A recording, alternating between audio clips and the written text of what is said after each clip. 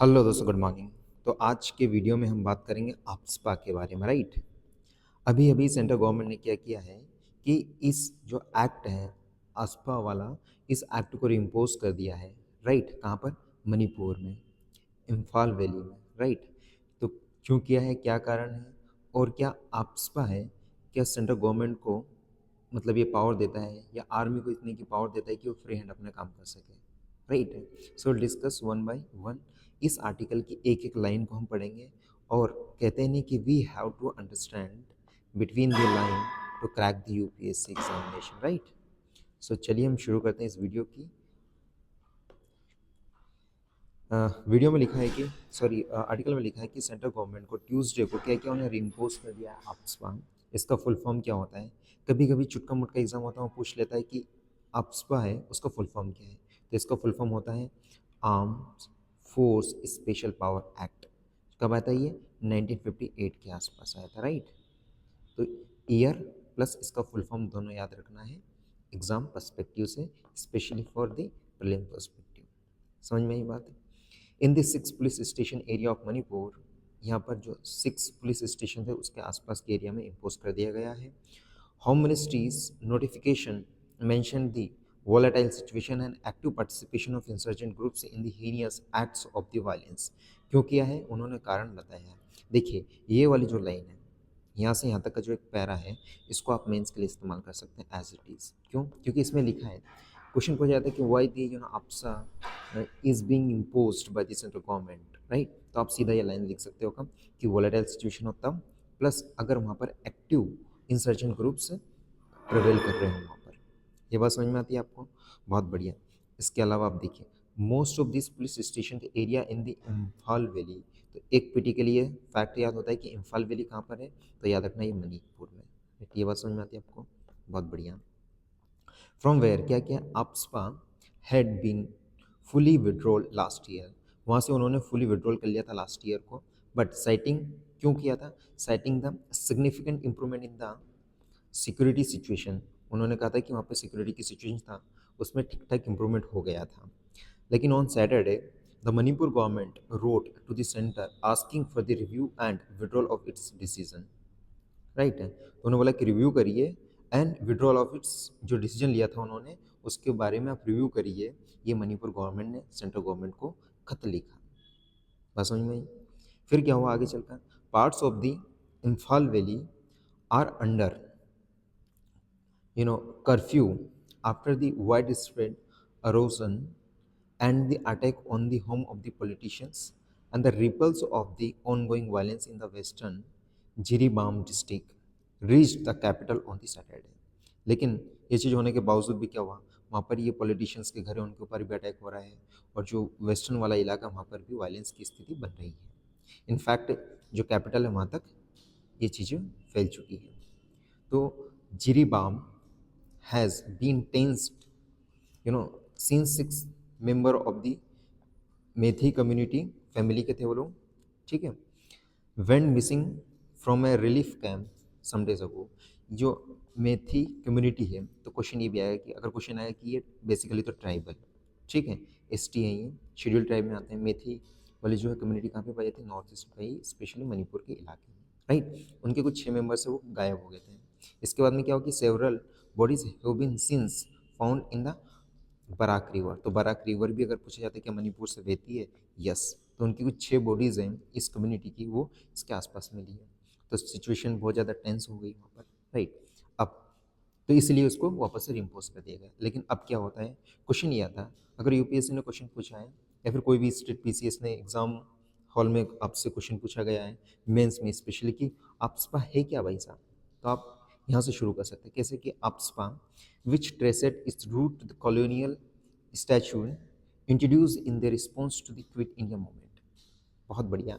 इसको बोलते हैं हिस्टोरिकल पर्सपेक्टिव, कि हिस्टोरिकल पर्सपेक्टिव में क्यों शुरुआत की गई थी इसकी। तो इसमें बहुत बढ़िया पॉइंट लिखा है कि क्यों किया था। क्विट इंडिया मूवमेंट चलाया गया था 1942 में। यहाँ से 2 पॉइंट आता है कि क्विट इंडिया मूवमेंट कब शुरू किया गया था, तो 1942 में, और उसी के परिप्रेक्ष्य में इस एक्ट को लाया गया था। Was retained in independent India, और इसके बाद में इसको रिटेन किया गया, राइट, इसको मतलब बना कर रखा इस एक्ट को। And the law was first brought as an ordinance, first time एक ऑर्डिनेंस की तरह लाया गया था। ऑर्डिनेंस कैसे लाया जाता है? आपको पता है कि प्रेसिडेंट भाई साहब, सॉरी प्रेसिडेंट जी हैं हमारे भाई साहब, word can not be used for the dignitary person like president.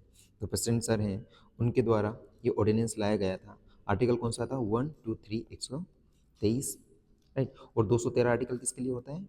Governor के लिए, जब गवर्नर यू नो लेके आते हैं ऑर्डिनेंस स्टेट, राइट।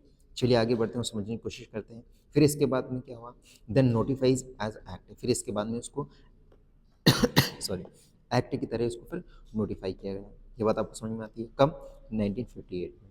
तो ये एक्ट कब आया था? याद रखिएगा, 1958 में इसको किया गया था, एक्ट की तरह लाया गया था। ऑर्डिनेंस इसके पहले आ गया था। ओवर द ईयर, मतलब साल निकलते गए, AFSPA has been imposed in the northeast Jammu and Kashmir and Punjab during the years of the militancy। मतलब कहाँ कहाँ इनको इम्पोज करके गया ओवर द ईयर देखा गया तो नॉर्थ ईस्ट के स्टेट में, जम्मू कश्मीर में, और मिलिटेंसी में, जहाँ पर मिलिटेंसी हो रही थी पंजाब जिस वाले रीजन में। And it remains in the force in the parts of the Nagaland, Assam, Manipur and Arunachal Pradesh and the entire of Jammu and Kashmir. Jammu and Kashmir और ये वाले पार्ट्स हैं लाइक अरुणाचल प्रदेश, मणिपुर और आसाम, इनमें ये रिमेन रहा है। मतलब ये अप्सपा लगती रहती है वहाँ पर for the period of time. बात समझ में आती है? अप्सपा क्या करती है? AFSPA gives power, sweeping power to the arm force by providing the military personnel blanket humanity. ये पॉइंट बहुत ही खतरनाक है भाई साहब। Blanket humanity for a range of action, मतलब एक रेंज ऑफ एक्शन दे रखी है, उसमें आपको ब्लैंकेट इम्यूनिटी है। मतलब आप शांति को स्थापित करने के लिए एनकाउंटर भी कर सकते हैं, मर्डर भी कर सकते हैं, तो आपके ऊपर कार्रवाई नहीं होगी। जो AFSPA के मेंबर है उसके लिए। AFSPA के मेंबर कोई नहीं जो कि मिलिट्री पर्सनल होते हैं। तो समझ में आती है? बहुत बढ़िया। आगे देखते हैं फिर क्या हुआ। इसके बाद में क्या हुआ? Even in the cause of the death, अगर मर गए तो भी आपके ऊपर कोई ज़्यादा कार्रवाई नहीं होती। Against any personal breaking the law और द कैरिंग द आर्म्स और द एमिनेशन, अगर आर्म्स और एमिनेशन जैसे कोई बंदा है उसकी अगर डेथ भी कर दी है AFSPA वालों ने, तो जो AFSPA वाला है उनके ऊपर कोई कार्रवाई नहीं होगी। कितना खतरनाक लॉ है ये, समझिए बात। It also gives them the power to arrest individual and search premises without warrant on the basis of reasonable suspicious। मतलब यदि आप नॉर्थ वाले स्टेट में या फिर जहाँ पर भी AFSA एक्ट लगाए हैं वहाँ अगर आप रह रहे हैं तो आपको कोई भी वारंट नहीं दिया जाएगा, और अगर वो चाहें तो आपका क्या कर सकते हैं? सर्च कर सकते हैं, वो आपको अरेस्ट कर सकते हैं इवन विदाउट द वारंट। ठीक है। लेकिन हमारे जो एक्ट्स और भी रूल्स रेगुलेशन में क्या बोलते हैं, अगर आपको किसी को अरेस्ट करना हो तो आपको क्या मतलब एक वारंट दिया जाता है। वारंट आता है, इसके बाद बोलता है कि भाई ये सारी चीज़ आपको आरोप है और हम आपको अरेस्ट करें। लेकिन अगर AFSA जैसा एक्ट वहाँ क्या लगा हुआ तो आपको वैसे ही अरेस्ट कर लिया जाता है विदाउट एनी वारंट। ये बात समझ में आती है? There can be no legal proceeding against the armed force personnel for these action without prior approval from the center। अगर कोई एक्शन लेना हो तो भाई सेंट्रल गवर्नमेंट से पहले अप्रूवल लेना पड़ता है। इसके बावजूद जो आर्म पर्सनल है उनके ऊपर कार्रवाई की जा सकती है। AFSA can be imposed by the, ये क्वेश्चन इंपॉर्टेंट है, can be imposed by the centre और the governor of the state. Question ये आएगा कि AFSA किसके द्वारा इम्पोज की जाती है? तो सेंट्रल गवर्नमेंट के द्वारा या फिर गवर्नर ऑफ द स्टेट के द्वारा। ठीक है, ऑन इंटायर स्टेट और the part of state after these area are declared disturbed under this section 3 of this act. 3-4 point यहाँ से निकलता है। पहली बात तो ये कि AFSA किस किस अथॉरिटी के द्वारा इम्पोज की जाती है? तो सेंट्रल गवर्नमेंट के द्वारा, दूसरा गवर्नर के द्वारा it can be imposed, right. Question ये आता है कि क्या वो पूरे स्टेट में की जा सकती है? यस, पूरे स्टेट में भी किया जा सकती है, या फिर स्टेट के किसी एक हिस्से में भी किया जा सकता है। बात समझ में आई आपको? और कब किया जा सकता है? ये जब किया जा सकता है कि उस एरिया को under section 3 of this act, कौन सा AFSPA वाला एक्ट उसका सेक्शन 3 है, उसमें लिखा है कि भाई साहब ये डिस्टर्ब एरिया का डिक्लेयर कर दिया गया है तब। समझिए बात? बहुत बढ़िया। अब देखते हैं what is the AFSA historical background in Manipur. AFSPA है उसका हिस्टोरिकल बैकग्राउंड क्या है मणिपुर में? ये नॉर्थ ईस्ट में जो इंसर्जेंसी होती रहती है और इंटरनल सिक्योरिटी के पर्पज से ये बहुत ही ज़्यादा इंपॉर्टेंट आर्टिकल है, राइट। चलिए आगे समझने की कोशिश करते हैं। तो AFSPA came to the north east in the 1950s 50 के दशक में आई in the wake of the Naga movement. तो नॉर्थ ईस्ट में अगर आपको इंसर्जेंसी से रिलेटेड या फिर आपसपा से रिलेटेड अगर कोई भी क्वेश्चन का इंट्रोडक्शन शुरू करना है तो आप यहाँ से कर सकते हैं कि जब नागा मूवमेंट की शुरुआत हुई थी, इन the wake of the Naga movement the insurgency वगैरह हुई है और ये आपसा जैसी चीज़ वहाँ पे इम्प्लीमेंट होने लगी है, इम्पोज होने लगी है, right. In the creation of the Naga National council, most important है, क्वेश्चन आ सकता है कि नागा नेशनल काउंसिल कहाँ पर है, तो नॉर्थ ईस्ट में याद रखिएगा। नागा है तो नागालैंड से रिलेटेड है स्पेशली, ये बात समझ में आई आपको। In the Manipur it was impose in 1958, Manipur में कब हुई थी, जब ये एक्ट बना था तभी 1958 में ही मणिपुर में इम्पोज किया गया था। इन दी कहाँ पे किया गया था, in the 3 Naga dominated district of the Senapati, है ना, तामेंगलोंग एंड उखरुल, ठीक है, डिस्ट्रिक्ट है वहाँ के, where the secessionist Naga National Council was active. ये सेसेशनिस्ट मतलब समझ में आता है क्या होता है, सेसेशनिस्ट मीन्स क्या होता है कि कोई भी ग्रुप, लाइक ये इंडिया का मैप है और यहाँ पे कोई वो ग्रुप एक्टिव है तो वो चाहते हैं कि सेसेशन हो जाए, मतलब ये टुकड़ा अलग हो जाए और वो खुद एक अलग स्टेट, नेशन स्टेट बन जाए वर्ल्ड में, उनके अलग गवर्नमेंट हो, सारी चीज़ें अलग हो। तो मतलब भारत के टुकड़े करने वाली बात हो रही है, तो ये एक्टिव ग्रुप थे वहाँ की जगह, ठीक है, ठीक है। कौन सा ग्रुप है, NNC। तब इसको कर्व करने के लिए 1958 में आपसपा को इम्पोज किया गया था मणिपुर में। Is that clear, and it was imposed in the 1960s in the Kuki Zomi dominated district. तो कुकी ट्राइब भी वहीं पे, याद रखना, दो बताए, एक तो मेती वाली थी और दूसरा हो गया कौन सा, कुकी ट्राइब। ये दोनों ट्राइब वहीं पर थी नॉर्थ ईस्ट में, ठीक है। ट्राइब से क्वेश्चन आता है यूपीएससी में। फिर इसके बाद में क्या हुआ कि which was under the sway of the Mizo insurgent movement and extended to the rest of the state in the 1979 में पूरे स्टेट में ही फैल गया। And when groups in the Meitei community dominated Imphal Valley began as armed insurgency। तो मेती community से dominated है कौन सा, इम्फाल वैली। तो क्वेश्चन ये बनेगा कि इम्फाल वैली कहाँ पर है, मणिपुर में पता होना चाहिए किस कौन सी कम्युनिटी से डोमिनेटेड है, तो मेती कम्युनिटी से डोमिनेटेड है, कुकी से नहीं है, मेती कम्युनिटी से, ठीक है। दो स्टेटमेंट बन गए, पीटी के लिए इंपॉर्टेंट है। ऑल राइट, चलिए आगे समझते हैं। The statutes has been controversial. अब देखो ये क्वेश्चन आएगा कि क्रिटिकली क्या करिए, क्रिटिकली एनालिसिस करिए, किसका एनालिसिस अगर पूछ लिया क्रिटिकली, किसका, आपसपा जो वाला एक्ट, आपसपा वाला एक्ट है 1958 का, ठीक है, 1958 का, उसका आप क्रिटिकली क्या करिए, एनालिसिस करिए, मेंस में आता है तब आपको क्रिटिकली में क्या है कि पॉइंट देना पड़ता है, नेगेटिव पॉइंट पे, बट विथ बहुत ही डिप्लोमेटिक आंसर देना होता है। ऐसा नहीं कि गवर्नमेंट को बहुत ज़्यादा क्रिटिसाइज कर दिया, right, because after all you have to become the part of the government, so you will have to stand with the government, but अगर कोई चीज़ आती है तो आपको बहुत ही सॉफ्ट वे तरीके से आपको क्रिटिसाइज करना है। तो देखिए क्या हुआ कि बहुत ही कंट्रोवर्शियल रहा ये एक्ट, क्यों, with the number of the allegation of the excesses by the arm forces, ठीक है, एंड द मालोम मसक्कर इन 2000। अब द एग्जाम्पल याद रखिएगा क्योंकि ये क्रिटिसाइज कर रहे हो तो you will have to substantiate your answer. तो मालूम मसक्कर हुआ था 2000 में, इसके कारण ये क्रिटिसाइज हुआ था, क्यों हुआ था, क्योंकि इसमें और हुआ क्या था, बेसिकली इसमें होता and the killing and the alleged rape of the Thangjam Manorama led its subsequent रिवोल sorry removal from the Imphal Manipur area. तो यहाँ पर वो किलिंग भी होता है और इलीगल बहुत सारा रैप वगैरह सारी चीज़ हुआ था, तो रैप वगैरह हो गया है और क्या हुआ, किलिंग वगैरह हो गई है, तो इसलिए इसको क्रिटिसाइज किया था। ये केस आपको पुट करना होता है मेंस में, समझ नहीं बात। फिर 2000 में क्या हुआ, Manipuri activist Irom Sharmila began what would become a 16 year long hunger strike against the AFSPA. फिर 16 साल तक ये चीज़ चलती रही। फिर क्या हुआ 2012 में, the extra judicial execution victims family association of Manipur filed a case in the supreme court and alleging that security forces carried out 1528 fake encounters between the 1979 से लेकर 2012। वहाँ पे एक जो एक्टिव ग्रुप है उन्होंने बोला कि भाई साहब 1528 फेक इनकाउंटर्स हुए भाई 1979 से लेकर 2012 के बीच में। ये एलिगेशन है आपसपा के ऊपर। द सीबीआई जो कि आपको पता है एक बॉडी है, सेंट्रल इन्वेस्टिगेशन एक एजेंसी है, is the probing 94 such killings, और ये प्रूव कर रही है, इन्वेस्टिगेशन कर रही है सीबीआई, इस तरह की 94 किलिंग हुई उसकी।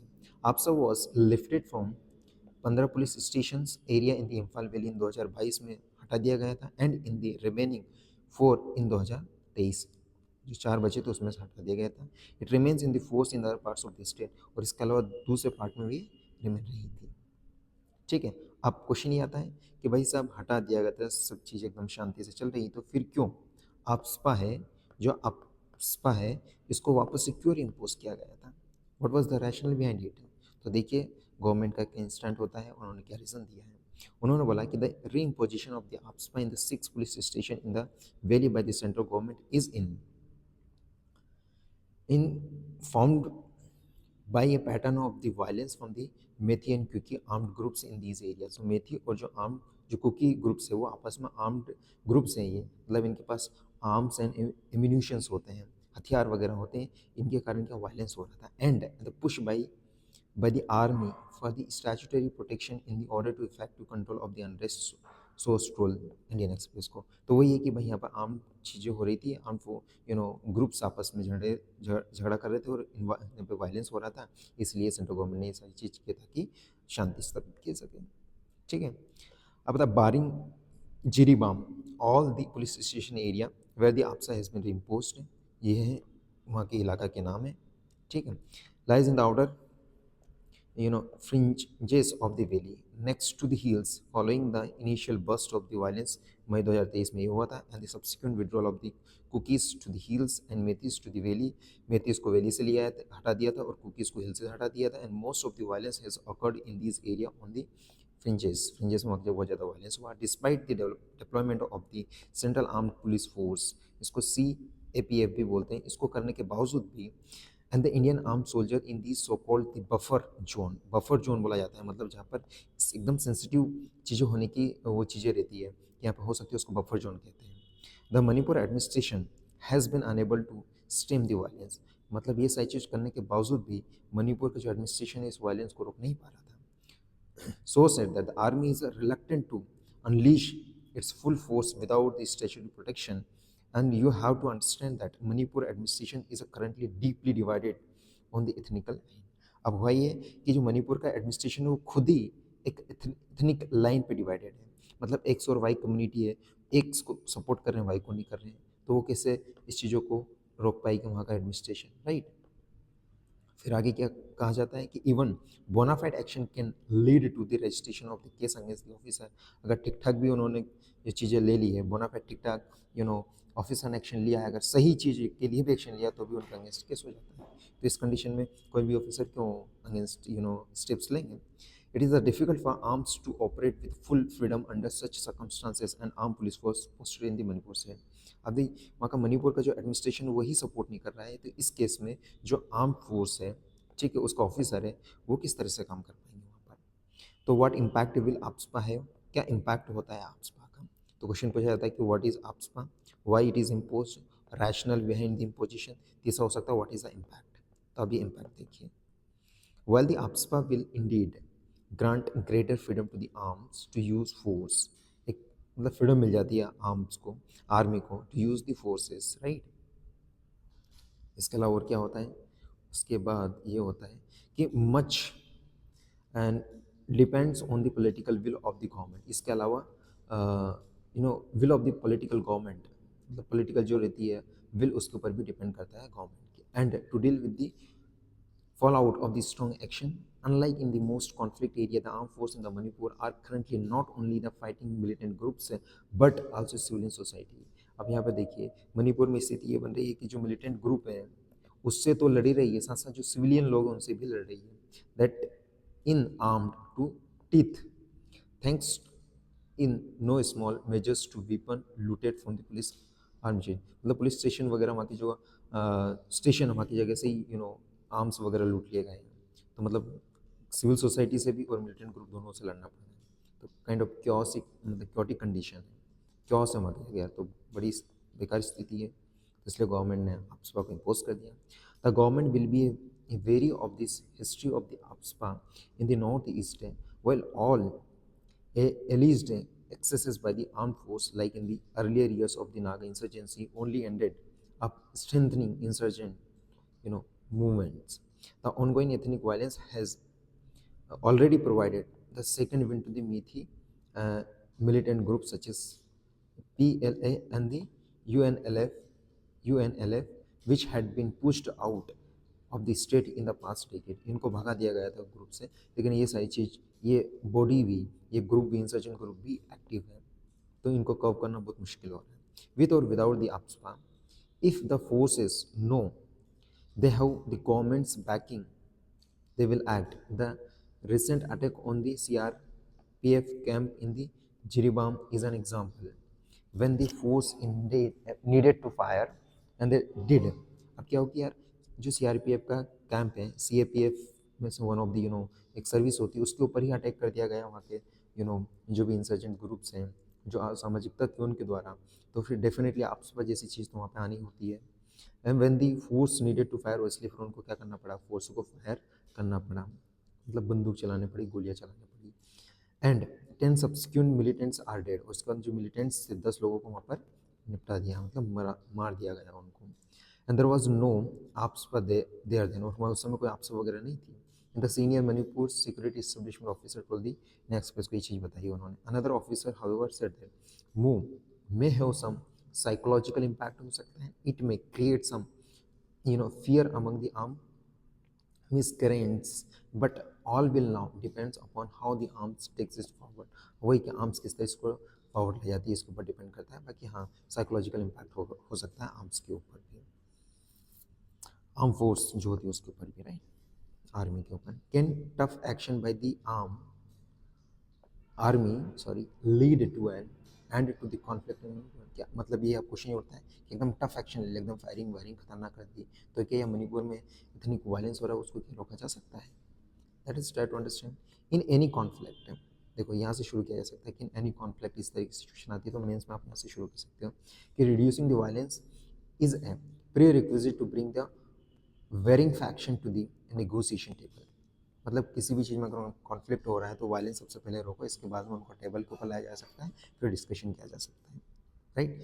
In but in state with a long history of the ethnic conflict, लेकिन जो इस तरह का स्टेट है जहाँ पर हिस्टोरिकल एथनिक कॉन्फ्लिक्ट चलता आ रहा है, and competing political demands more will need to be done.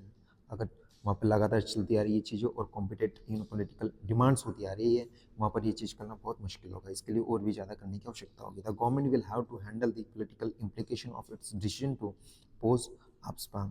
मतलब अगर APSPA इम्पोज की जाती है तो इसके इम्प्लीकेशंस हैं वो गवर्नमेंट को हैंडल करने होंगे. Sometime not likely to enthuse the Meithi's population, ठीक है, that views the Assam's rifle which is under the arms operational होता है with suspicious. मतलब वहाँ के जो लोग हैं, जो आसाम राइफल है उसको suspicious, मतलब एकदम शक की निगाह से वो देखते हैं. The movement appears as an alibi branch to heal tribes who have been demanding APSA in the valley, and so far the government's intermittent efforts to start talk has not yet yielded result. है, government ने कोशिश की लेकिन जो बात की गई उसका लेकिन कोई रिजल्ट नहीं निकल रहा है. While it did manage to bring Methi and Kuki's leader under the same roof in the Delhi last month दोनों की जो मेथी और कुकी कम्युनिटी के लीडर्स उनको लाने की कोशिश की. It failed to initiate a conversation, लेकिन वो कॉन्वर्सेशन नहीं हो पाया, फेल हो गए.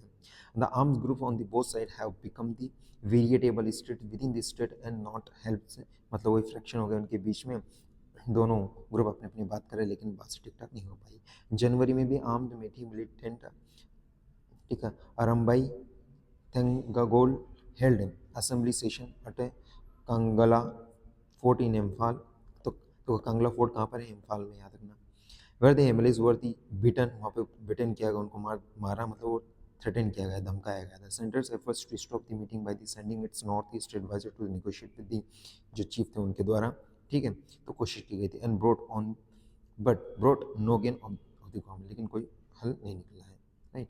तो देखिए अब क्वेश्चन कैसे बन सकता है यहाँ पे, ये अपन ने पूरा आर्टिकल इसको समझने की कोशिश की, तो क्वेश्चन किस तरह से बन सकते हैं. तो देखिए इसका क्वेश्चन पहली बात आपको हिस्टोरिकल पर्सपेक्टिव पता होना चाहिए। कुछ कुछ फैक्ट्स मैंने इसमें बताए इस आर्टिकल में, ये आपको पता होना चाहिए। क्वेश्चन बन सकता है कि भाई साहब आप, लेट मी क्लियर फर्स्ट पूरा स्क्रीन को मुझे क्लियर करने दो, इसके बाद क्या क्वेश्चन बन सकता है और किस तरह से डील किया जा सकता है वो मैं आपको बताता हूँ। तो क्वेश्चन ये बन सकता है कि भाई साहब आपस्पा, ठीक है, क्या है, व्हाट इज़ आपस्पा, ठीक है। इसके बाद में हिस्टोरिकल पर्सपेक्टिव क्या है इसका अगर पूछा जा सकता है तो यहाँ से शुरू कर सकते हो। प्लस आपस्पा व्हाट सर्कमस्टांसेस, किस सर्कमस्टांसेस, किस सिचुएशन में, किस कंडीशन में इसको इम्पोज किया जाता है, इसका इम्पैक्ट क्या है, राइट। और तीसरी बात ये है कि इसका वे फॉरवर्ड क्या होगा, कंक्लूजन क्या होगा, राइट। तो आपको यहाँ से शुरू करना है, यहाँ पे अपनी बॉडी में कुछ पॉइंट्स लिखना, फैक्ट्स देना और यहाँ पे शुरू करना और यहाँ पे अंत में खत्म करना है, ठीक है। अंडर आपस्पा नाउ कहाँ पर है, अभी अभी ये देख लो लास्ट में, देखिए ये वाला इलाका है इम्फाल का जो ईस्ट है, ये इम्फाल कैपिटल है मणिपुर की, आपको पता है। ये वाला इलाका है, ये वाला इम्फाल वेस्ट है, और यहाँ की जगह आपस्पा लगी हुई है चार, ठीक है, चार बिंदु पे आप देख सकते हैं। आई होप आपको इस आर्टिकल को पढ़ने के बाद और मेरे द्वारा कुछ पॉइंट समझाने के बाद आपको चीज़ें समझ में आई होगी, so that you can this use this points in the exam, ठीक है। So thank you so much for watching this video.